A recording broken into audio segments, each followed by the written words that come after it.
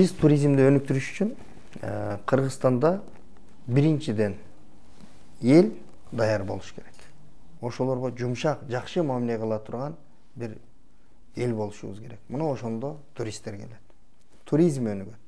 Туристтер биз өзүбүз жакшы болуп, пейилибиз жакшы боло берген менен биз сервис аларга мындай келгенде ыңгайлуу шарттарды түзүп бере турган бир жолду жасашыбыз керек.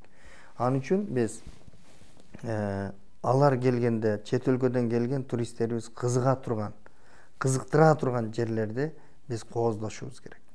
Туура Алла Таала бизге дүйнөдө эң кооз жерди берген.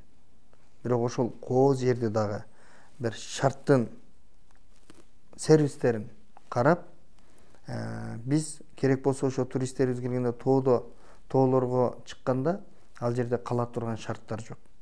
Эң эле жөнөкөй бир көйгөйлүү маселени айтайын. Мисалы, тоого чыкты, алардын ажатканасы жок да. Туристтер эң мукураганы, эң кыйналганы Кыргызстанда ажатканадан кыйналат. Бардык шартыңар жакшы, сууңар таза, абаңар таза, атты минип жыргадык, ой кыргыз үйүңөргө кирип алып туруп этти жедик, тамактар аябай сонун экен деп мактайт да. Бирок андан дагы өткөн рахаттуу жерге, ажатканага бара албай кыйналабыз деп айтышат да.